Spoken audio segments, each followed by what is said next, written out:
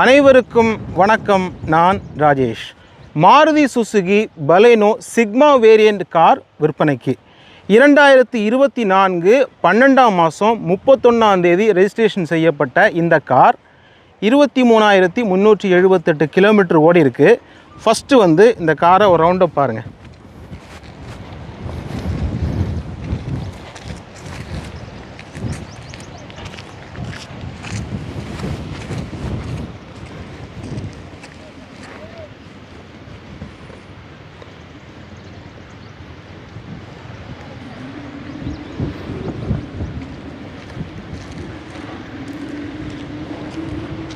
இந்த கார் பார்த்தீங்க அப்படின்னா எனக்கு பார்த்த உடனே எனக்கு ரொம்பவே பிடிச்சிருந்துச்சு.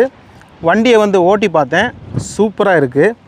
ஃபஸ்ட்டு வந்து இந்த காரை ஏன் நம்ம சேனலுக்கு வந்துச்சு அப்படின்னு சொல்லணும்ல, விற்பனைக்கு ஏன் கொண்டு வராங்க, ஏன் இந்த கார் வந்து இன்றைக்கி மார்க்கெட்டில் பலேனோ அப்படின்னாலே நல்ல ஒரு மார்க்கெட் ப்ரைஸும் இருக்குது, சீக்கிரமாக விற்றுரும்.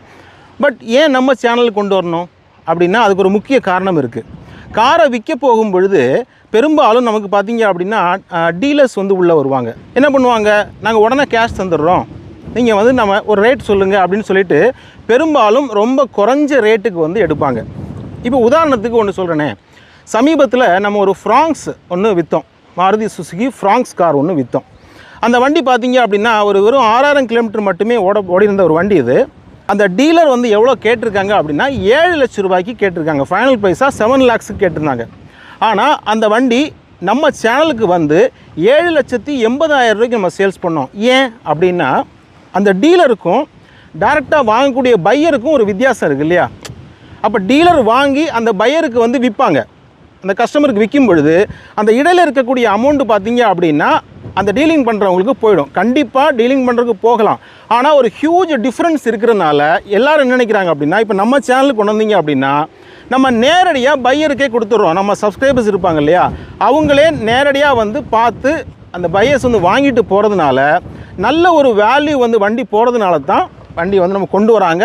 ப்ளஸ் வண்டியை வாங்குறவங்க ஏன் வர்றாங்க அப்படின்னா, நான் இந்த வண்டியை ஓட்டி பார்த்து ஒரு வாரம் நம்ம கையில் வச்சு ஃபுல்லாக ட்ரைவ் பண்ணி பார்த்துட்டு அதில் இருக்கக்கூடிய நல்ல விஷயங்களையும் சொல்லுவேன், சின்ன சின்ன குறைகள் இருந்தாலும் சொல்லிடுவேன். அப்படிங்கனால வாங்குறவங்களும் நம்பிக்கையோடு வாங்குகிறாங்க. அப்போது கொடுக்குறவங்களுக்கும் நல்ல ஒரு ப்ரைஸ் கிடச்சிருது, வாங்குறவங்களுக்கும் ஒரு நம்பிக்கையோடு இருக்குது. அப்படிங்கிறனால தான் இந்த காரும் வந்து வந்திருக்கு. சமீபத்தில் ஒரு 5 கார் சேல்ஸ் பண்ணிட்டோம், இப்போ அடுத்து வந்து வந்திருக்கு. ஓகே, இந்த வண்டியை பற்றி சொல்லணும் அப்படின்னா 23,378 கிலோமீட்டர் ஓடி இருக்குது, ஃபஸ்ட்டு ஓனர். ஆனால் இந்த வண்டியோட ரெஜிஸ்ட்ரேஷனை கேட்டிங்க அப்படின்னா அவங்களுக்கே ஆச்சரியமாக இருக்கும். 2024 அந்த வருஷம் முடிகிற நாள், அடுத்த நாள் பிறந்தால் 2025. இவங்க ரெஜிஸ்ட்ரேஷன் டேட்டு பார்த்தீங்கன்னா 31/12 டிசம்பர் 2024. இப்போ பார்த்தீங்கன்னா நிறைய பேர் என்ன பண்ணுவாங்க அப்படின்னா, இந்த வண்டியுடைய விலையை குறைப்பதற்காக பொதுவாக வெஹிக்கிள் டீலிங்ஸ்லாம் ஒரு மேஜிக்கல் வார்த்தைன்னு மட்டும் இல்லை, அந்த வண்டி விலையை குறைக்கிறதுக்காகவே இது 2024 வண்டி அப்படின்னு சொல்லுவாங்க. அதனால் இது ரேட்டை குறைச்சி தான் 1 வருஷம் போயிட்டு இல்லை அப்படின்னு சொல்லுவாங்க. அது உண்மை கிடையாது. உண்மை என்ன தெரியுமா, லாஜிக்காக வண்டியுடைய ஏஜை தான் நீங்கள் பார்க்கணும். ஒரு வண்டி வந்து வந்த பிறகு 15 வருஷம் இருக்கு இல்லையா, அதுக்கப்புறம் நம்ம எஃப்சி பண்ணுறோம். வண்டியோட ஏஜ் அப்படின்னு பார்த்தீங்கன்னா இந்த வண்டி வந்து 1 வருஷமும் 7 மாதமும் தான் ஆயிருக்கு. ஆனால் நீங்கள் ஃப்ளாட்டாக பேசும்போது என்ன பண்ணுவாங்க தெரியுமா, இது 2024 வண்டி, இப்போ 2026, அப்போ 2 வருஷம் ஆகிட்டு அப்படிங்கிற மாதிரி நம்மளை கொஞ்சம் குழப்புவாங்க. ஆனால் உண்மையாக பார்க்க போனால் இந்த வண்டிக்கு வந்து 1 வருஷமும் 7 மாதம் தான் ஆச்சு. அதாவது அடுத்த நாள் பிறந்துருச்சு அப்படின்னா உங்களுக்கு 2025. நீங்களும் ஒருவேளை உங்கள் காரை நீங்கள் விற்பனை செய்யணும் அப்படின்னு நினச்சிங்கன்னா, ஒரு வேல்யூபிளான ஒரு ரீசனபிளான ஒரு ப்ரைஸ் கிடைக்கணும் அப்படின்னு நினச்சிங்கன்னா நம்ம சேனலில் சில விதிமுறைகள் மட்டும்தான். நீங்கள் என்னென்னு கேட்டிங்கன்னா, 1 வாரத்துக்கு முன்னாடியே காரை கொண்டு எங்கிட்ட தந்துடணும், அல்லது நானே வந்து எடுத்துகிட்டு போவேன். நீங்கள் எந்த ஏரியா, தமிழ்நாட்டுக்குள்ளே எந்த ஏரியாவாக இருந்தாலும் நானே வந்து எடுத்துகிட்டு நான் அந்த டிஸ்டன்ஸ் அந்த தூத்துக்குடி வரைக்கும் கொண்டு வருவேன். என்னுடைய ஊர் வந்து தூத்துக்குடி தான். இப்போ இந்த காரும் தூத்துக்குடியில் தான் நிற்கிது. நான் அந்த டிஸ்டன்ஸில் ஓட்டிகிட்டு வரும்போது எனக்கு ஒரு அனுபவம் கிடைக்கும். ப்ளஸ் அந்த வண்டியில் இருக்கக்கூடிய பாசிட்டிவ் நெகட்டிவ் என்ஜின் எப்படிலாம் இருக்குது அப்படிங்கிற எல்லா விஷயத்தையுமே வந்து என்னால் தெரிஞ்சுக்கிட்டு வாங்குறவங்களுக்கு சொல்ல முடியும். அப்படிங்கிற ஒரு நேர்மையான ஒரு பிஸ்னஸ் பண்ணணும் அப்படின்னு நினைக்கிறதுனால 1 வாரத்துக்கு முன்னாடியே என் வண்டியை கொடுத்துட்டீங்க அப்படின்னா வீடியோ போட்டு எனக்கு தெரிஞ்சு இது வரைக்கும் நாங்கள் விற்ற 5 காரில் மேக்ஸிமம் பார்த்தீங்கன்னா 1 வாரத்திலே விற்றுருச்சு எல்லா வண்டியுமே. ஃப்ராங்ஸ் பார்த்தீங்க அப்படின்னா 2 நாள்லேயே சேல்ஸ் ஆகிடுச்சு. சுமோ பார்த்தீங்க அப்படின்னா ஒரு வாரம் நின்று போச்சு. டிகார் பார்த்தீங்க அப்படின்னா ஒரு 4 நாள் நின்று போச்சு. இப்படி மேக்ஸிமம் ஒரு வாரத்தில் விற்றுருது, ரீசனபிளான ப்ரைஸ் விற்றுருது. அப்படிங்கிறனால தாராளமாக உங்கள் கார்களை நம்ம சேனலில் கொண்டு விற்கலாம். இந்த காரை பொறுத்தளவில் நான் ஏற்கனவே சொன்ன மாதிரி 2024 டிசம்பர் மாதம் 31ஆம் தேதி ரெஜிஸ்ட்ரேஷன் செய்யப்பட்டிருக்கு. அப்படிங்கும் பொழுது இப்போ பார்த்தீங்கன்னா 2026 இது ஜூலை மாதம், இன்றைக்கி நாங்கள் ஷூட் பண்ணிகிட்டு இருக்கோம். 29ஆம் தேதி ஜூலை மாதம் ஷூட் பண்ணிக்கிட்டு இருக்கோம். அப்படிங்கும் பொழுது 1 வருஷமும் 7 மாதமும் இதோடைய ஏஜ். அதே மாதிரி இன்சூரன்ஸ் வந்து கரண்ட்டில் இருக்குது. 23,378 கிலோமீட்டர் வந்து ஓடி இருக்குது. இந்த வண்டியோட விலை எவ்வளோ சொல்லியிருக்காங்க அப்படின்னா 6,10,000 ரூபாய் சொல்லியிருக்காங்க. இன்றைக்கு நீங்கள் இந்த காரை வாங்கணும் அப்படின்னு நினச்சிங்க அப்படின்னா, புதுசாக வாங்கணும் அப்படின்னு நினச்சிங்கன்னா இன்றைய விலை என்ன அப்படின்னு பார்க்கும்பொழுது 7,45,000 ரூபாய் ஆன் ரோட் ப்ரைஸ். ப்ளஸ் இந்த வண்டியை பொறுத்தவரை பார்த்தீங்கன்னா எக்ஸ்ட்ரா ஃபிட்டிங்ஸ் வந்து போட்டிருக்காங்க. அது வந்து அடிப்படையாக இருக்கக்கூடிய அந்த ஃப்ளோர் மேட், சீட் கவர் பார்த்தீங்க அப்படின்னா ஒரு 10,000 ரூபாய்க்கு நல்ல குவாலிட்டியான சீட் கவர் போட்டிருக்காங்க. அதே மாதிரி வெளியே சில விஷயங்கள் பண்ணியிருக்காங்க, அதை நான் உங்களுக்கு காட்டுறேன். அதே மாதிரி இன்ஃபோடெயின்மெண்ட் ஆடியோ சிஸ்டம் வந்து அப்கிரேட் பண்ணியிருக்காங்க. அது ஒரு நல்ல காஸ்ட்லியான 27,500 ரூபாய்க்கு பண்ணியிருக்காங்க. நக்காமிஷி அப்படிங்கிற அந்த பிராண்டு வந்து ஜாப்பனீஸ் பிராண்ட் வந்து பண்ணியிருக்காங்க. அதையும் நான் உங்களுக்கு காமிக்கிறேன். இது மாருதி சுசுகியை ரெக்கமெண்ட் பண்ணக்கூடிய ஒரு பிராண்ட். இது சூப்பராக இருந்துச்சு. அது எனக்கு ரொம்ப இம்ப்ரெஸ் ஆனது வந்து அந்த ஆடியோ சிஸ்டம் வந்து நல்லா இருந்துச்சு. ஸோ இதெல்லாம் சேர்த்து அவங்களுக்கு எவ்வளோ வந்திருக்கு, இன்றைக்கி நீங்கள் இந்த காரை எடுக்கிறதுக்கு எவ்வளோ வரும் அப்படின்னா 7,45,000 ப்ளஸ் இது மொத்தத்தில் 60,000 ரூபாய்க்கு போட்டிருக்காங்க. அப்படிங்கும் பொழுது 8,05,000 ரூபாய் வரும். இப்படி ஒரு காரை இந்த செட்டப்போடு இன்றைக்கி நீங்கள் வாங்கணும் அப்படின்னா. ஆனால் இவங்க சொல்லியிருக்க ப்ரைஸ் பார்த்தீங்க அப்படின்னா 6,10,000 ரூபாய். நீங்கள் நல்லா யோசிச்சு பார்த்தீங்கன்னா தெரியும், கிட்டத்தட்ட 1,95,000 ரூபா வந்து குறை சொல்லியிருக்காங்க. ஒரு ரவுண்ட் ஆஃபாக சொல்கிறேனே, 1,90,000 வைங்களேன். இன்றைக்கி இருக்கிற நிலைமையில் ஒரு மிடில் கிளாஸ் ஃபேமிலிக்கு ஒரு 1,90,000 ரூபா, அதாவது 2 லட்ச ரூபா நெருக்கி வந்து ஒரு பணம் சேவ் ஆகுது அப்படின்னா அது ஒரு மிகப்பெரிய விஷயம் அப்படின்னு தான் சொல்வேன். அது ரொம்ப உண்மை.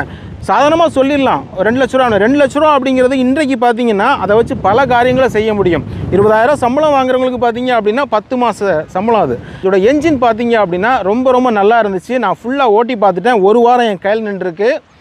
எனக்குன்னு பெரிய எந்த குறைகள் எதுவுமே தெரியல. இருந்தாலும் சின்ன ஸ்க்ராச்சஸ் தான் இருக்குது. இப்போ நம்ம அந்த விஷயத்தெல்லாம் டீட்டெயிலாக பார்க்கலாம்.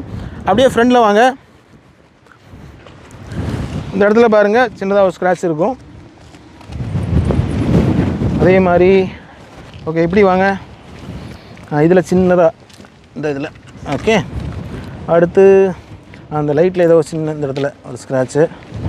அப்புறம் இதெல்லாம் லைட்டாக பெருசாக தெரியாது வெளியே, பட் நம்ம கேமரா ரொம்ப க்ளோஸாக கொண்டு போகும், பெருசாக தெரியும். சின்னதாக ஒரு டாட் மாதிரி இதில் பாருங்கள். ஓகே, அப்படி வாங்க. பின்னாடிலாம் பெருசாக ஒன்றும் இல்லை, நல்லாயிருக்கு.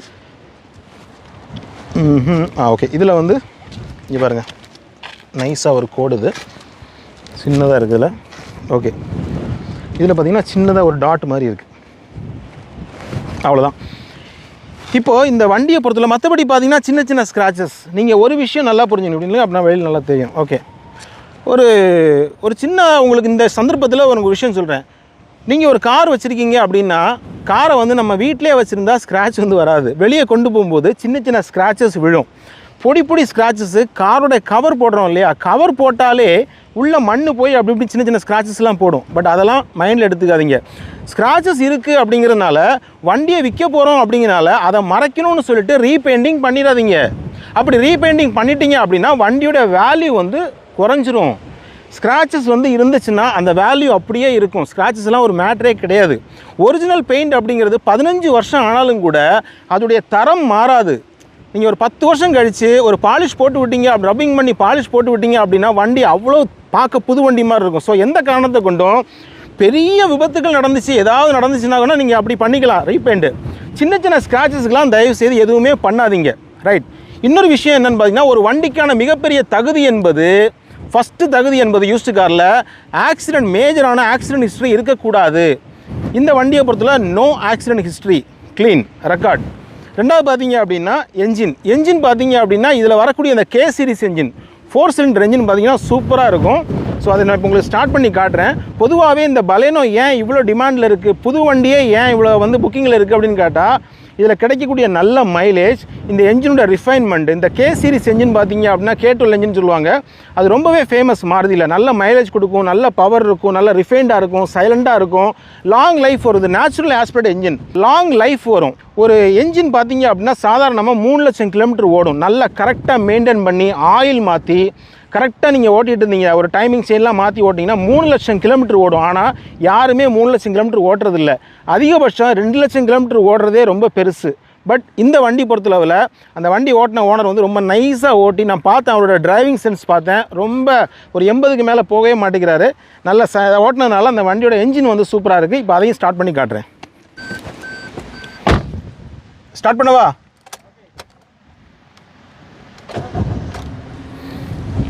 ஓகே, வண்டியை ஸ்டார்ட் பண்ணிட்டேன்.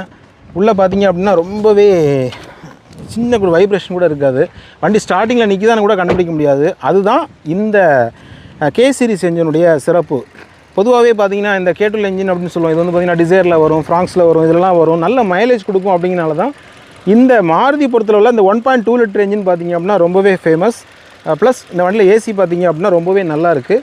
ஃபஸ்ட்டு வந்து ஒரு கார் நம்ம புதுசாக எடுத்த உடனே ஒரு 10,000 கிலோமீட்டர் எப்படியாவது ஓட்டிடுவோம். சாதாரணமாக 2-3 மாதத்துலேயே என்ன பண்ணிடுவோம், எங்கேயாவது வெளியே டூர் போகிறோம், சொந்தக்காரங்க வீட்டுக்கு போகிறோம்னு சொல்லிட்டு ஒரு 10,000 கிலோமீட்டர் ஓட்டிடுவோம்.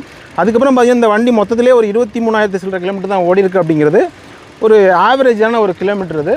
ப்ளஸ் ரொம்ப நைஸாக ஓட்டி இந்த என்ஜின் பார்த்தீங்க அப்படின்னா நல்ல மைலேஜ் கொடுக்குது. நான் வந்து ஹைவேலாம் ஓட்டும் பொழுது நான் 80 to 100க்குள்ளே கொஞ்சம் நைஸ் ஃபுட்னு சொல்லுவோம், சாஃப்ட் ஃபுட் பண்ணுவேன். ஆக்சலேஷன் பண்ணுறதுனால 23-24 கிலோமீட்டர் வரைக்கும் நான் எடுத்தேன். பட் நார்மலாக வந்து எப்படி எடுக்க முடியாது. நார்மலாக பார்த்தீங்கன்னா ஓட்டினீங்கன்னா உங்களுக்கு சாதாரணமாக ஒரு 18 to 20-22 வரைக்கும் சாதாரணமாக ஹைவேல எடுக்க முடியும்.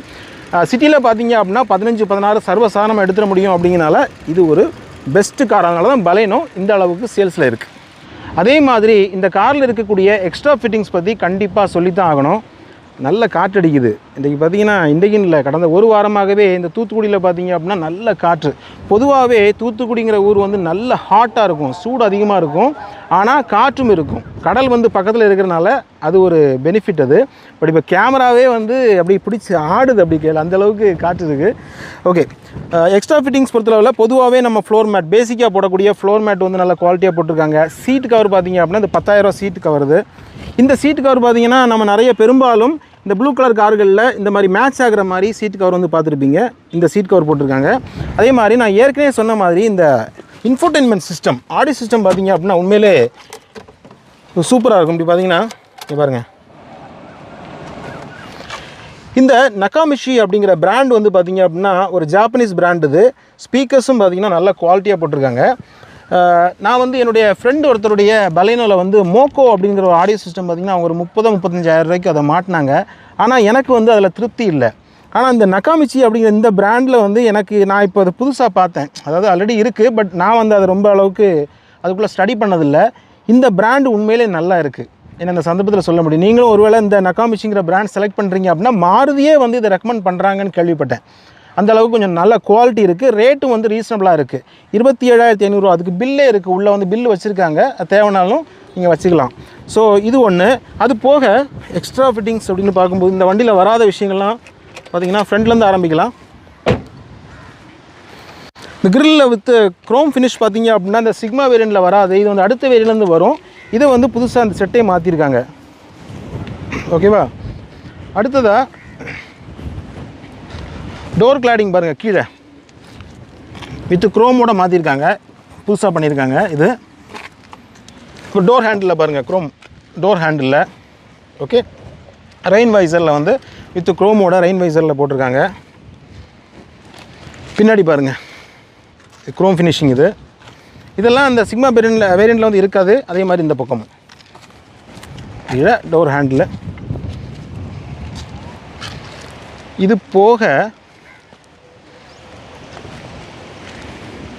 இதெல்லாமே வந்து நம்ம வண்டியோட வரக்கூடிய ஃபிட்டிங்ஸ். இது தவிர்த்து சில விஷயங்கள் வந்து இன்னும் பூட்டுக்குள்ளே டிக்கிக்குள்ளே இருக்குது. அதையும் காட்டுறேன் பாருங்கள். ரியர் கேமராவை மாட்டிருக்காங்க. ஓகே, இந்த பார்சல் ட்ரை வெளியே எடுத்துருவோம், அப்போ கொஞ்சம் ஈஸியாக இருக்கும் பார்க்குறதுக்கு. இது பொறுத்தவரை பார்த்தீங்கன்னா அப்போ நம்ம எக்ஸ்ட்ரா ஃபிட்டிங்ஸ்லாம் பார்த்தோம். இது வந்து எக்ஸ்ட்ராவாக என்னென்ன வண்டியில் இருக்குது அப்படிங்கிறதையும் பார்த்துருவோம். இது எல்லாமே வண்டி வாங்குறவங்க அப்படியே எடுத்து போக வேண்டியதான். ஸோ இது வந்து இன்ஃபோடெயின்மென்ட் சிஸ்டத்தில் வந்து நம்ம கயட்டும் போது நம்ம வரும்போது வண்டி வரும்போது பேசிக்காக அப்படி தான் இருக்கும். அதை எடுத்துகிட்டு தான் அது மாட்டியிருப்பாங்க. ஓகே, பாடி கவர் வந்து புதுசாக அப்படியே இருக்குது. ஓகே, இது ட்ரையாங்குலர் ரிஃப்ளெக்டர் இதெல்லாம் எல்லாத்துலேயும் வரக்கூடியது தான். ரெண்டாவது க்ளீன் பண்ணுறதுக்கு பெருசாக ஒன்று சின்னதாக ஒன்று வாங்கி வச்சுருக்கிறாரு. அதுக்கப்புறம் பார்த்திங்கன்னா இது வந்து டென்ட் போடுறது. இப்போ எங்கேயாவது போனீங்கன்னா டென்ட் போடுவாங்கள்ல, அது ஒரு செட்டு துணி வித்து இந்த கம்பியெல்லாம் கொடுத்துருக்காங்க. அது மாதிரி டோயிங் ஹூக்கெலாம் இருக்குது. பேசிக்காக இங்கே வாங்க, ஸ்டெப்னியும் பார்த்துருங்க. ஸ்டெப்னி வந்து புதுசாக இது வரைக்கும் வந்து யூஸ் பண்ணவே இல்லை, புதுசாக அப்படி இருக்குது. ஜாக் இருக்குது, டோயிங் ஹூக் இருக்குது. ஸ்பேனர் வந்து இந்த பக்கம் எங்கேயோ வச்சுருந்தோம், இங்கே அந்த இருக்குது. ஓகே ஓகே, எல்லாமே ரெடியாக இருக்குது. சீட்டு பொறுத்தவரை பார்த்தீங்க அப்படின்னா 60-40 ஸ்ப்ளிட் வரும். இப்போ பாருங்கள், இதாக இருக்குல்ல, தேவையில்லைன்னா நம்ம வந்து உள்ளே மடக்கிக்கலாம். அந்த மாதிரி செட்டப் வந்து வந்துடும். இந்த மாடலில் பார்த்திங்க அப்படின்னா ஹெட்ரெஸ்ட் 3 பேருக்கும் இந்த ஹெட்ரெஸ்ட்டும் வந்துடும் அப்படிங்கிறது ஒரு சிறப்பு. கடந்த ஒரு வாரமாக இந்த காரை வந்து நான் நல்லாவே ட்ரைவ் பண்ணி பார்த்துட்டேன். அண்டர் சேசிஸ்லாம் பார்த்திங்க அப்படின்னா ரேம்பில் தூக்கி மேலே விட்டு அடியிலலாம் பார்த்துருக்கோம். க்ளீனாக இருக்குது. இந்த வண்டியை பொறுத்தளவில் எனக்கு ரொம்பவே சாட்டிஸ்ஃபைடு அப்படிங்கிறதுனால தாராளமாக இந்த காரை நீங்கள் வாங்கலாம். ரெண்டாவது விஷயம் என்ன அப்படின்னா, இப்போ சமீபத்தில் தான் என்ஜினுக்கு வந்து ஆயில் மாற்றிருக்காங்க. அப்படின்னால இன்னொரு 10,000 கிலோமீட்டருக்கு நீங்கள் என்ஜின் ஆயிலெலாம் மாற்ற வேண்டிய அவசியம் வந்து இருக்காது. அப்படிங்கனால அப்படியே இந்த காரை வாங்கி அப்படியே நீங்கள் ட்ரைவ் பண்ணலாம். நான் பொதுவாகவே சொல்லியிருக்கேன், எந்த காரில் ஏதாவது ஒரு காரில் வந்து உங்களுக்கு குறைகள் இருந்தால் நம்ம சொல்லிடுவோம் அப்படின்னு சொல்லியிருக்கேன். எனக்கு எந்த குறைகளுமே தெரியல. சின்ன சின்ன ஸ்க்ராச்சஸ் தவிர்த்து பார்க்கும்போது வேறு எதுவுமே வந்து இந்த வண்டியில் இருந்த மாதிரி தெரியல. ஸோ நாம் வந்து எதாச்சும் சொல்லணுங்கிறதுக்காகலாம் குறை சொல்லக்கூடாது. உண்மையிலேயே அதில் குறைகள் இருந்தால் சொல்லலாம். மற்றபடி பார்த்தீங்கன்னா இந்த வண்டி வந்து ரொம்பவே நல்லா இருக்குது. உங்களுக்கு வண்டி வேணும் அப்படின்னா என்னுடைய நம்பருக்கு, ஸ்க்ரீனில் தெரியக்கூடிய நம்பருக்கு வந்து கால் பண்ணுங்கள், டிஸ்கஸ் பண்ணலாம். நீங்கள் சப்போஸ் வந்து இந்த வண்டிக்கு லோன் போட முடியுமா, இதுக்கு லோன் கிடைக்குமா அப்படின்னு கேட்டால் தாராளமாக கிடைக்கும். அந்த லோன் போட்டு கூட நீங்கள் வாங்கிட்டு போயிட்டு கூட நீங்கள் உங்கள் ஏரியா கொண்டு போய் கூட நீங்கள் லோன் போட்டுக்கலாம். ரெண்டாவது பார்த்தீங்கன்னா டயரையும் வந்து இப்போ நாளையும் வந்து நீங்கள் பார்த்துருங்க. பார்த்துட்டு அந்த டயரோட குவாலிட்டியும் தெரிஞ்சுக்கோங்க.